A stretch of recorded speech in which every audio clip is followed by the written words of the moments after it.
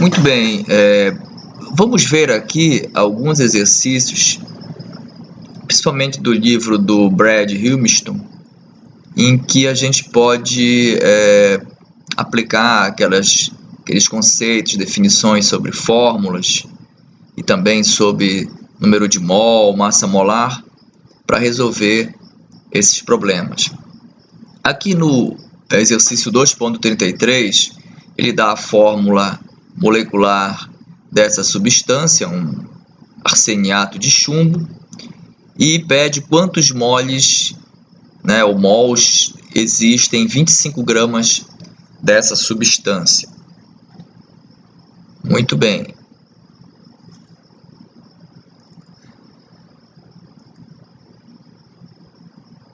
Então, a armação do problema aqui, nós temos a massa da substância e ele pede o número de mols. Primeira coisa que nós precisamos fazer é encontrar uma maneira de resolver o problema. Aqui nós sabemos que o número de mols é simplesmente a massa da substância pela sua massa molar. Como calcular a massa molar dessa substância? Somando as massas molares dos elementos que são constituintes da substância. Então, eu vou somar a massa do chumbo, mais a massa do hidrogênio, mais a massa do arsênio, e como existem 4 oxigênios, vou somar 4 vezes a massa molar do oxigênio. Aqui da tabela periódica, nós encontramos essas massas molares em grama por mol, certo? Fazendo aqui as contas, nós obtemos para a massa molar do arseniato de chumbo 3,4713 vezes 10 ao quadrado de grama por mol. Então, basta agora pegar esse valor de massa, dividir pela massa molar, e nós temos, então, a resolução do problema. Então, fazendo essa conta, lembrando que quem está limitando o número de algarismos significativos é esse valor, que tem apenas 3 algarismos significativos, então a nossa resposta também vai ter apenas 3 algarismos significativos, nesse caso, dando 7,20 10 a menos 2 mol. Ok? Muito simples, vamos passar para um outro. Nesse problema, ele diz que ao se aquecer o carvão que tem pirita de ferro, produz-se dióxido de enxofre. E ele pergunta quantos mols de sulfeto de ferro são necessários para produzir 1 kg de dióxido de enxofre. Arrumando aqui primeiro os dados do problema, nós temos a massa de dióxido de enxofre, que é 1 kg. Nós temos também, claro, como sempre, as massas molares, que são tabeladas para o enxofre, oxigênio, e, claro, fazendo a conta aqui, para o SO2 dá a massa de 64,0642. E nós temos que encontrar qual é o número de mols de sulfeto de ferro necessário para produzir essa massa de dióxido de enxofre. Vamos tratar a nossa estratégia. Primeiro que nós sabemos aqui, já que tem 2 enxofres nesse composto e um só nesse, cada mol desse composto vai obrigatoriamente produzir 2 mol de dióxido de enxofre. Então, nós já sabemos que essa relação molar é 1 para 2, né? Cada mol de sulfeto de ferro produz 2 mol de dióxido de enxofre. Então, uma quantidade N mol de dióxido de enxofre vai precisar de N mol de sulfeto de ferro, que é o que se pede. Como nós calculamos essa quantidade? Pegando a massa e dividindo pela massa molar, né? Então, como é possível facilmente obter o número de mols de dióxido de enxofre através dessa relação, então nós encontramos essa quantidade de mol de dióxido de enxofre. Por essa regra de 3 simples, se encontra o número de mols de sulfeto de ferro, como pede no problema. Vamos fazer então a resolução. Encontrando aqui essa relação, 1 kg é 1 vezes 10 a terceira gramas, dividido pela massa molar do dióxido de enxofre, obtemos 15,6 mol. Logo, 2 mol de dióxido de enxofre está para 1 de disulfeto, 15,6 está para X, temos a resposta 7,80 mol de de sulfeto de enxofre vão produzir essa massa de dióxido de enxofre. Nesse problema, ele pergunta quantos átomos de carbono estão contidos em 4 vezes 10 a menos 8 gramas de propano, cuja fórmula é C3H8. Então, o que é que nós temos de dados? A massa do propano, certo? As massas molares, como sempre. Com isso, nós podemos calcular a massa molar do próprio propano, 3 vezes essa massa do carbono, mais 8 vezes a massa do hidrogênio. Então, a massa do propano é 44,096 gramas por mol. Então, queremos saber quantos átomos de carbono. Ora, uma estratégia é que, se a gente obtiver o número de mols de propano que tem nessa massa aqui, basta depois saber, né? Já que nós sabemos que para cada mol de propano tem 3 mol de carbono, se eu souber esse número de mols de propano, eu posso saber o número de mols de carbono. Com o número de mol de carbono, através dessa relação, que nós sabemos que cada mol tem esse número de átomos, que é o número de Avogadro, para N mol de carbono terá X átomos, que é o que pede o problema. Então, precisamos calcular o número de mols de propano, para obter, através dessa relação, o número de mols de carbono, e, finalmente, através dessa relação simples, entre mol e número de Avogadro, obter o número de átomos de carbono. Resolvendo, então, o problema, o número de mol de propano é a massa de propano, que é dada no problema, dividido pela massa molar, que nós já calculamos. Então, dada a massa do problema, dividido pela massa molar do propano, nós encontramos esse número de mol para propano. Como nós sabemos que cada mol de propano tem 3 mol de carbono, né, pela fórmula que C3H8, então isso vai me dar um número de mol de carbono igual a 2,72 vezes 10 a menos 9 mol. Isso nós jogamos naquela outra regra de 3 que associa o número de Avogadro. Cada mol de carbono está contido, ou tem contido, 6,022 vezes 10 a 23 átomos. Nesse número de mols aqui, nós vamos conter X átomos. Fazendo aqui a nossa conta, obtemos 1,64 vezes 10 a 15 átomos de carbono. Esse resultado assim, é razoável, porque nós estamos trabalhando com uma massa muito pequena, na ordem de 10 a menos 8 gramas, como o número de Avogadro é da ordem de 10 a 23, então, realmente, esse valor de 10 a 15 átomos está bastante coerente com essa massa bem pequena. O problema 2.40, ele pede para se calcular a massa de cobre necessária para reagir com 5 vezes 10 a 20 moléculas de enxofre, que é a fórmula molecular S8, para formar sulfeto de cobre, certo? Então, eu preciso quantas moléculas de S8, tá, para formar sulfeto de cobre, né, para reagir, né, essa massa de cobre que deve reagir com essa quantidade de moléculas de S8 para formar sulfeto de cobre. Então, o que é que nós temos? Nós temos uma relação aqui estequiométrica, porque como a fórmula do enxofre é S8 e a fórmula do sulfeto de cobre só tem um átomo de enxofre, logo, para cada mol de enxofre S8, vai produzir 8 mol de sulfeto de cobre. Nós temos também o número de moléculas de enxofre S8, 5 vezes 10 a 20. O que ele pede? A massa de cobre. Vamos traçar aqui a nossa estratégia. Aqui só uma observação. Eu vou chamar moléculas de sulfeto de cobre, mas o sulfeto de cobre, na verdade, é um composto iônico, né? Seria um retículo cristalino. Mas eu vou chamar moléculas como sendo aquela menor unidade do composto, tá certo? Apenas para facilitar. Bom, nós sabemos que para cada mol de S8 vai produzir 8 mol de sulfeto de cobre. Mas nós sabemos que em 1 mol nós temos essa quantidade de moléculas, certo? Logo, em 6,022 vezes 10 a 23 moléculas de S8 vai produzir 8 vezes esse número de Avogadro de moléculas de sulfeto de cobre, porque para cada 1 mol produz 8, certo?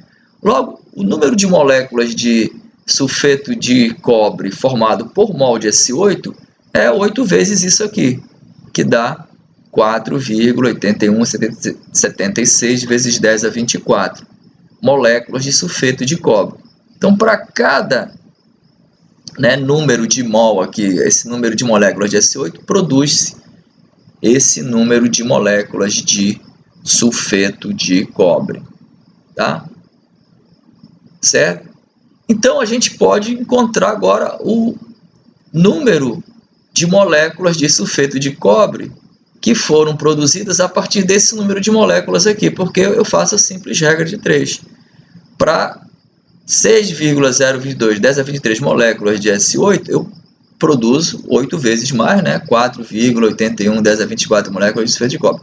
Para esse número de moléculas aqui de S8, eu vou produzir quanto de moléculas de sulfeto de cobre?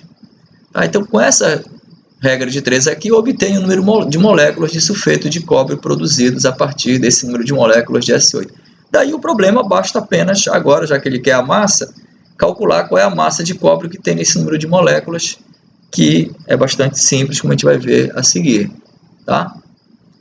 Bom, através daquela regra de 3, eu calculei que o número de moléculas de sulfeto de cobre produzido a partir desse número de moléculas aqui é 4 vezes 10 a 21, certo? Mas nós sabemos que 1 mol de molécula de sulfeto de cobre tem a massa molar do sulfeto de cobre. Como é que a gente encontra? Pega 2 vezes a massa do cobre, que é 63,54, e soma com a massa do enxofre, que é 32,65, tem a massa do sulfeto de cobre. Tá? Então, nesse número aqui, o número de Avogadro, que é 1 mol, tem essa massa molar. Nesse número de moléculas aqui vai ter X. Logo, encontrei a massa de sulfeto de cobre. E a massa de cobre é só fazer a relação. Nessa massa, na massa molar do sulfeto de cobre, tem 2 vezes a massa molar do cobre, já que a fórmula tem 2 átomos de cobre aqui. Tá? Para essa massa aqui de sulfeto de cobre, quanto vai ter de cobre? Fazendo nossa regra de 3, a massa de cobre dá 0,844 gramas. Tá ok? Então, existe outra maneira de fazer esse problema. Eu usei essa estratégia por achar ela assim, mais passo a passo, assim, para poder entender corretamente. Pode fazer até de maneira mais simplificada esse problema, usando relações mais diretas, tá? Bom, aqui diz, desse problema 247, que o freon, um propelente para aerossóis, aquele que você, naqueles frasquinhos, que tem, às vezes, perfumes e alguns aqueles inseticidas e tal. Então, foi analisado, e tinha uma amostra, numa amostra continha essa quantidade de carbono, 0,423, 2,5 gramas de cloro e 1,34 gramas de flúor. Então, o freon tem carbono, cloro e flúor na sua composição. Pergunta-se qual a fórmula empírica ou fórmula mínima, vocês sabem que são sinônimos dessa substância. Então, o que é que nós temos? A massa de carbono, cloro e flúor, que foi feita pela análise da substância, e eu peço a fórmula empírica. O que é a fórmula empírica? Esse conceito é importante. É a relação de números inteiros a menor possível entre os átomos. Então, a fórmula empírica não é a fórmula molecular, mas é aquela relação de números inteiros, a menor possível que tem os átomos do composto. Bom, da tabela periódica nós encontramos as massas molares que estão aqui listadas, do carbono, do cloro e do flúor. Qual vai ser a estratégia? Esse tipo de problema, a gente encontra o número de mols de cada um dos elementos, depois a gente divide pelo menor desse número de mols para obter as relações em número inteiro. Então, pegando aqui a massa do carbono, dividindo pela sua massa molar, eu encontro o número de mol 3,52, 19, 10 a menos 2. Pegando a massa do cloro, 2,50 dividido pela massa molar do cloro, dá 7,0516, 10 a menos 2 mol. Aqui para o flúor a mesma coisa, está aqui a massa do flúor dividido pela massa molar do flúor, dá esse número de mol. O menor número de mol aqui é esse aqui, né? 3,5 é o menor número deles, tá? Entre esses aqui. Então eu vou dividir tudo por 3,52, 19, 10 a menos 2. Óbvio que aqui vai dar 1, porque é o mesmo número. Aqui vai dar muito próximo de 2 e também aqui vai dar muito, muito próximo de 2. Então aqui eu vi que a relação de número de moles é 1 para 2 para 2. Logo, a minha fórmula empírica é CCl2F2, 1 de carbono para 2 de cloro para 2 de flúor. Reenfatizando aqui, essa não é a fórmula molecular, não é exatamente o número de átomos que tem aqui. Por enquanto, a gente só pode dizer que essa aqui é a fórmula empírica, é a relação mínima de átomos no composto. Para encontrar a fórmula molecular, eu precisaria ter o quê? A massa molecular. Vamos ver esse aqui, o problema 2.50. Então, temos uma amostra de enxofre com 1,31 gramas, né? Reagiu com excesso de cloro e produziu 4,22 gramas de um produto que só tem enxofre e cloro. Pergunta-se qual a fórmula empírica do composto. Ora, eu tenho a massa da amostra de enxofre, tá? Que é uma amostra de enxofre, a massa do enxofre, 1,31 gramas. Produziu com o cloro, que estava em excesso, um produto com 4,22 gramas. Então, essa aqui é a massa do produto, ou seja, já é produto que tem enxofre e cloro, 4,22 gramas. Ele pede qual a fórmula empírica. Bom, como o produto só tem enxofre e cloro, eu tenho a massa de enxofre e tenho a massa total, logo eu obtenho a massa de cloro por diferença, certo? Então agora eu tenho a massa de cloro e a massa de enxofre, né? Pegando aqui a massa total menos a do enxofre, tem a do cloro. E aí eu faço do mesmo procedimento anterior, calculo o número de mols, pegando essa massa dividindo pela massa molar do cloro, pegando essa massa do enxofre dividindo pela massa molar do enxofre, dividindo pelo menor deles, que é o 4,85, 10 a menos 2. Aqui vai dar aproximadamente 2 e aqui dá 1. Então, a fórmula empírica é SCl2, né? 1 de enxofre, aqui, né? 1 de enxofre para 2 de cloro, certo? Então, muito simples. Aqui o único detalhezinho é que a partir dessa massa total, você obtém por diferença a massa do cloro. Tá? Muito bem, agora nós temos uma amostra nesse problema aqui que contém carbono, hidrogênio, nitrogênio e oxigênio. Então esse é aquele tipo de problema que a gente vai obter a fórmula empírica da substância a partir das massas que foram produzidas durante a combustão da substância. Então ela foi queimada e produziu uma massa de água, uma massa de gás carbônico. O nitrogênio foi feita uma outra amostra, tá? Com essa massa aqui, 0,735, e produziu essa massa de amônia. Então, em um experimento de queima, se obteve as massas de água e CO2. Em uma outra reação, certo? Dessa substância aqui, com essa massa aqui, produziu essa quantidade de amônio. Então, vamos ver como a gente vai obter, então, as proporções, né, mínimas de carbono, nitrogênio, hidrogênio e oxigênio. Bom, nós temos a massa da substância, sabemos que ela contém carbono, hidrogênio, nitrogênio e oxigênio. Temos a massa de água e CO2 produzidos da combustão. E de uma outra reação, com essa massa de substância, nós temos a massa de amônio. Isso aqui vai permitir obter o nitrogênio. Daqui se obtém o hidrogênio, daqui o carbono, aqui o nitrogênio. Tá? Queremos, então, a fórmula empírica. Bom, para a gente obter as massas de hidrogênio e carbono, basta a gente pegar a porcentagem de hidrogênio que tem na água. É só pegar a massa de 2 hidrogênios e dividir pela massa total, a massa molar total da água, eu tenho a porcentagem em massa, né, de hidrogênio na água, e multiplico pela massa de água que foi obtida da queima. Então, eu tenho a massa de hidrogênio. A mesma coisa para o gás carbônico. Eu pego a porcentagem de carbono em massa que tem no CO2 e multiplico pela massa de CO2 que foi obtida. Isso vai me dar a massa de carbono. Do segundo conjunto aqui de dados, onde foi feita a experiência para obter amônia, a massa de nitrogênio é dada da mesma maneira. Eu pego a porcentagem em massa de nitrogênio que tem na amônia, multiplico pela massa aqui da amônia, tá certo? E aí eu obtenho a porcentagem de nitrogênio. O oxigênio é obtido por diferença. Depois que eu obtenho a massa de hidrogênio, carbono e nitrogênio, como eu tenho a massa total, por diferença, eu obtenho a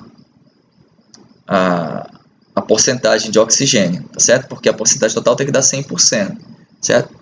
Então, a porcentagem de massa total é 100%. Como eu tenho essas três, diminuo de 100%, eu obtenho a porcentagem de oxigênio. Então, vamos à resolução. A porcentagem em massa de hidrogênio na água está aqui, 2 vezes a massa molar do hidrogênio pela massa molar da água, que é 18 e tal. Eu tenho essa porcentagem em massa do hidrogênio na água. Para a porcentagem de carbono no CO2, é a mesma coisa, a massa de carbono pela massa total do CO2, tem essa porcentagem. A porcentagem de nitrogênio na amônia, a massa molar do nitrogênio pela massa molar da amônia, vai me dar essa porcentagem de hidrogênio. Então, multiplicando a porcentagem de hidrogênio pela massa de água que foi dado no problema, eu tenho aqui a massa de hidrogênio do composto, 9,07 10 a menos 2 gramas. Multiplicando a porcentagem de carbono que eu tenho no gás carbônico pela massa de gás carbônico obtida da queima do composto, que dado no problema, eu obtenho aqui a massa de carbono. E também, pegando a porcentagem de nitrogênio na molécula de amônia e multiplicando pela massa de amônia que foi obtida do experimento, que obteve amônia, eu obtenho a massa de nitrogênio, certo? Então, agora eu tenho as massas de hidrogênio, carbono e nitrogênio do composto, certo? Com isso, eu obtenho as porcentagens para obter a fórmula centesimal, certo? Então, eu obtenho aqui a massa de carbono pela massa da substância, que foi dada no problema, a porcentagem de carbono de 26,7%. Do hidrogênio, está aqui a massa de hidrogênio, pela massa da amostra, a porcentagem de hidrogênio, certo?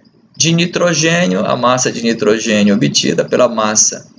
Agora aqui, eu tenho que colocar aqui a massa da substância que estava naquele segundo experimento, que era 0,775 gramas, e não do experimento original da queima, mas sim daquele que obteve amônia, que no problema ele deu, que é 0,735 gramas. Daí eu obtenho 0,318 ou 31,8% de nitrogênio.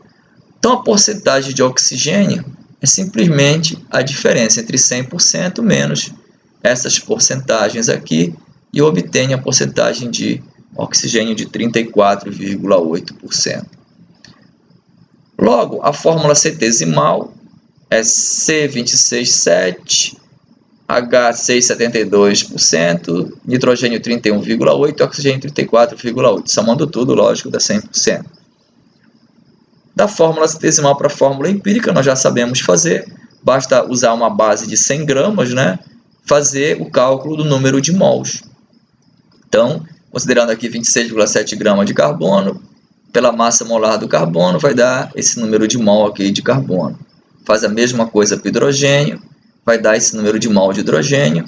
A mesma coisa para o nitrogênio, né? Pega essa aqui, como se fosse 38,8 gramas, divide pela massa 14, né, massa molar do nitrogênio, tem esse número de mols, e para o oxigênio tem esse número de mol.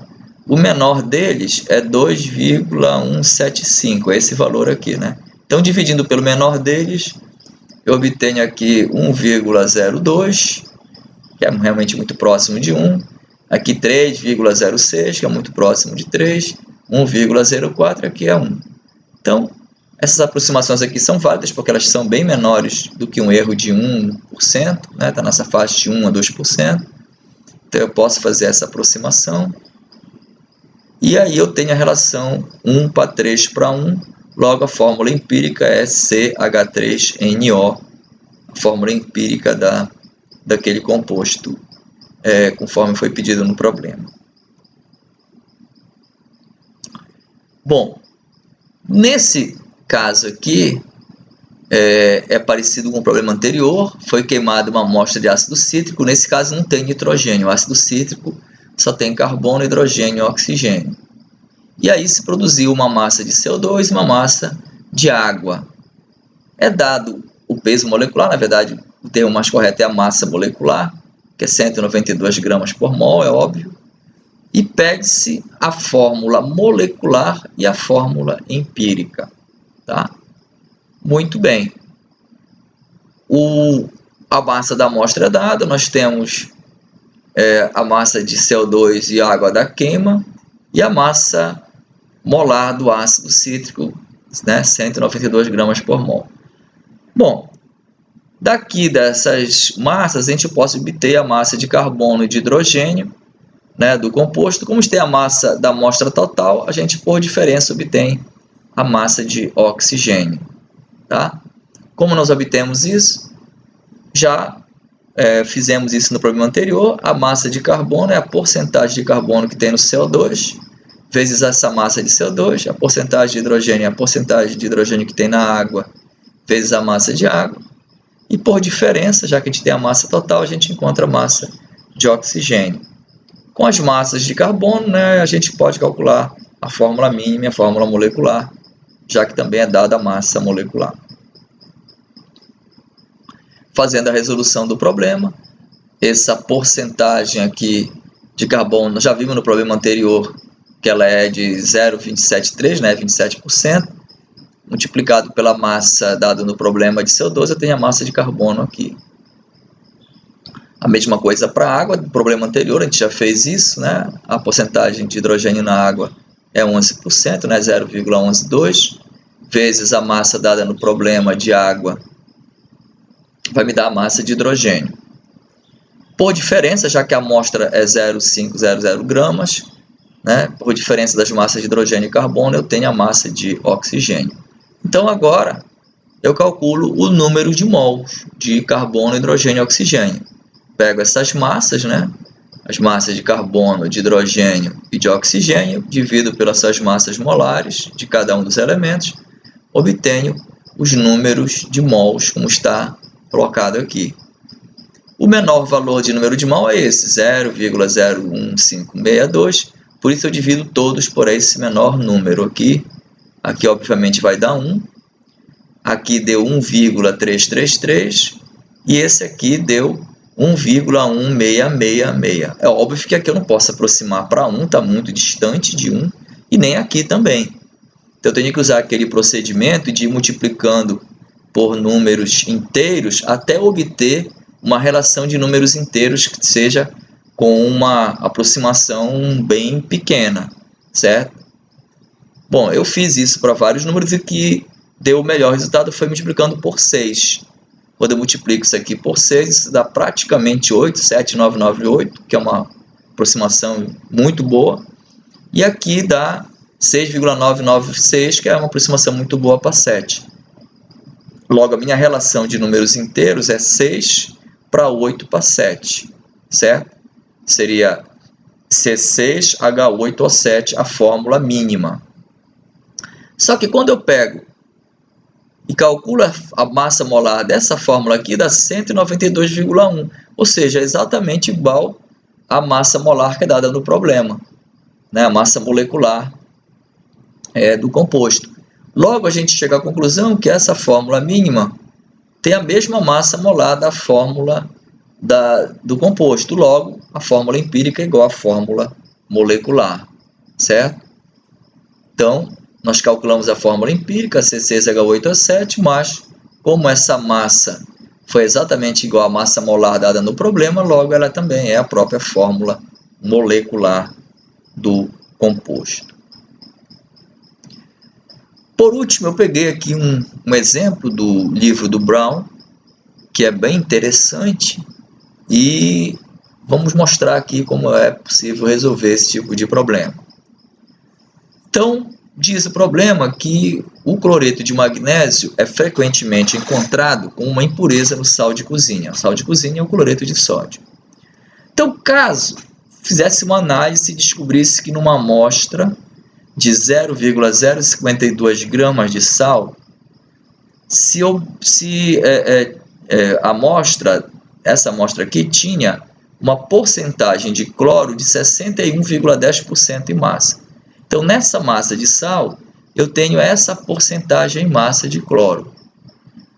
Aí a pergunta é, qual a porcentagem de cloreto de magnésio na amostra? Então, veja qual é a coisa interessante do problema. Eu tenho essa massa de sal, mas eu sei que nessa massa de sal tem uma impureza de cloreto de magnésio. Então, além do cloreto de sódio, tem um pouquinho de cloreto de magnésio.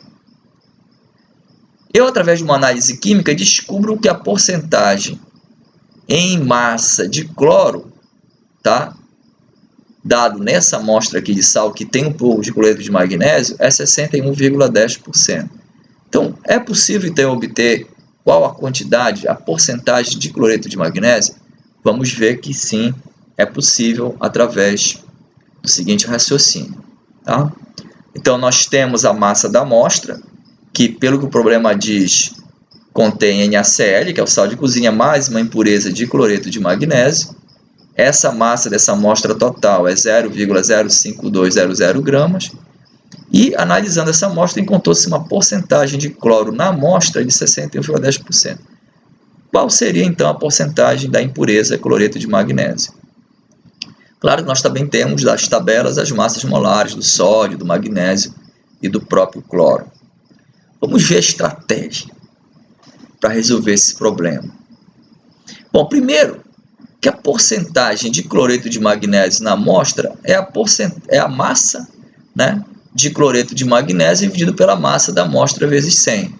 Lembre-se daquela nossa definição de porcentagem de massa. É a massa do soluto pela massa da solução. No caso, só tem cloreto de sódio e cloreto de magnésio, então é a massa da amostra, tá? Dado aqui em porcentagem. Então, eu preciso encontrar essa massa de cloreto de magnésio, porque a massa da amostra eu já tenho, está aqui. 0,052 gramas, eu já tenho a massa da amostra. Eu preciso encontrar essa massa de cloreto de magnésio.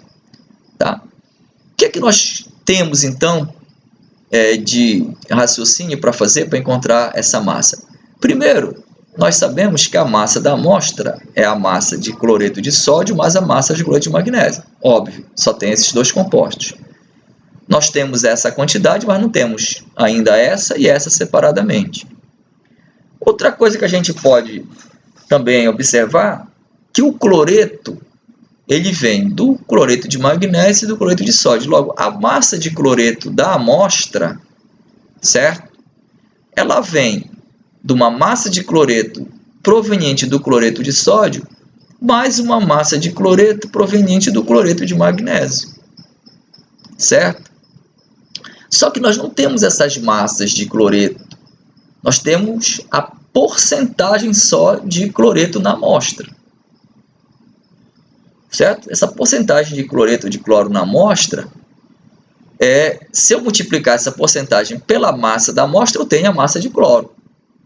Então, eu posso pegar a porcentagem de cloreto na amostra vezes a massa da amostra, vai me dar a massa de cloro, que tem na amostra toda, né? Tanto nos cloretos de sódio, também daquela que vem do cloreto de magnésio. Já a massa de cloro do cloreto de sódio é a porcentagem de cloro no cloreto de sódio, que a gente já sabe como calcular, é só pegar a massa molar do cloro aqui e dividir pela massa de sódio mais cloro, vai ter a porcentagem de cloro no cloreto de sódio vezes a massa do cloreto de sódio. Você vai dar a massa de cloro só do cloreto de sódio. A mesma coisa para o cloreto de magnésio. Se eu pegar a porcentagem de cloreto ou de cloro, né, no cloreto de magnésio e multiplicar pela massa do cloreto de magnésio, eu tenho a massa de cloro que veio do cloreto de magnésio. Tá? Bom, isso aqui nós temos, que é dado no problema. Então, isso aqui eu tenho. Essas porcentagens eu calculo através das massas molares. Então, na verdade, eu fico com um sistema de equações. Tá? Eu tenho essa primeira equação, que eu sei esse valor, e tenho essas duas incógnitas. E nessa equação também, eu tenho esse valor e fico só também com a massa do sódio, do cloreto de sódio e do cloreto de magnésio como incógnita. Então, eu vou ficar com um sisteminha de primeiro grau, bastante simples, de duas equações. E aí, eu resolvendo, eu encontro a minha massa do cloreto de magnésio. Então, a primeira equação é essa. A massa de cloreto de sódio mais cloreto de magnésio é a massa da amostra, certo? Depois, a porcentagem de cloro na amostra, que é 61,10%, vezes a massa da amostra, tem a massa de cloro na amostra. Essa aqui é a porcentagem de cloro no cloreto de sódio. Então, é a massa molar do cloreto, né, do cloro, 35,453, dividido pela massa total, massa molar do cloreto de sódio, que é sódio mais cloro, vezes a massa aqui que eu não sei, do cloreto de sódio. A mesma coisa, a porcentagem de cloro no cloreto de magnésio, né, tem dois cloros aqui, então é 2 vezes 35,453, vezes a massa total, né, a massa molar total do cloreto de magnésio, né, que é magnésio mais 2 cloro. Bom, essa minha segunda equação aqui fica dessa forma. Então, eu tenho essa equação e essa, formando um sistema. Já que eu tenho duas equações e duas incógnitas, fica fácil resolver. Como é que eu faço? Eu vou substituir essa primeira equação, né? Eu vou passar essa massa de cloreto de magnésio para o outro lado, botar em função aqui, né, da massa de cloreto de sódio, né, passar isso para cá, e substituir no lugar da massa de cloreto de sódio dessa equação, essa outra equação aqui. Tá? Então, aqui substituindo esse valor por 0,052 menos massa do cloreto de magnésio, eu fico com essa equação. Aí é só uma álgebra, né, simples, né, multiplicando aqui, eu vou chegar nessa outra equação e, finalmente, eu obtenho a massa do cloreto de magnésio, que dá 1,664 10 a menos 3 gramas, certo? Muito bem, agora resolveu o problema porque bastava encontrar a massa do cloreto de magnésio. A porcentagem dele na amostra é simplesmente a massa dele dividido pela massa da amostra que é dada no problema, que é essa aqui, né? 0,052 gramas. Então, pegou a massa do cloreto de magnésio pela massa da amostra, eu encontrei que a porcentagem de cloreto de magnésio lá na minha amostra de sal de cozinha é 3,2%. Correto? Então, é um problema bem interessante, um pouquinho mais assim complexo, mas se a gente for com calma pensar bem na estratégia, ele acaba se tornando até um pouco óbvio, tá? Basta treinar um pouquinho. Então, até o próximo vídeo sobre comentários de exercícios resolvidos, ok?